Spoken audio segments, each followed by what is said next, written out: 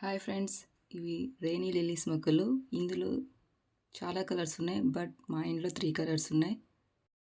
అవి white, yellow, pink. But pink colour మాత్రం hybrid రకం. ఫ్లవర్ పెద్దగా వస్తుంది.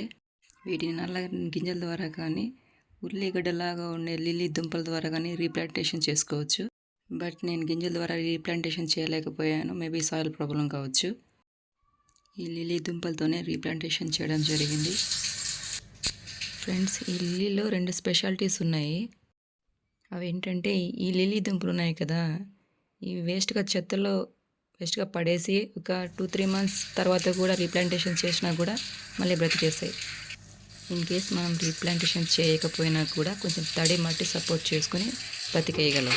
స్పెషాలిటీ ఏంటంటే, మనం మంచి వాతావరణంలో వాటర్ పోసుకొని మంచిగా పెంచుకున్నప్పటికీను రాని పువ్వులు, మొగ్గలు ఒక్కసారిగా వర్షం పడగానే మొగ్గలన్నీ ఒకేసారి వచ్చేస్తాయి. మేబీ ఇందుకేనేమో వీటిని రెయినీ లిల్లీస్ అన్నారు.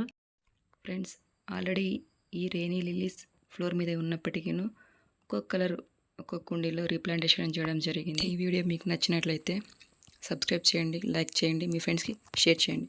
Thanks for watching.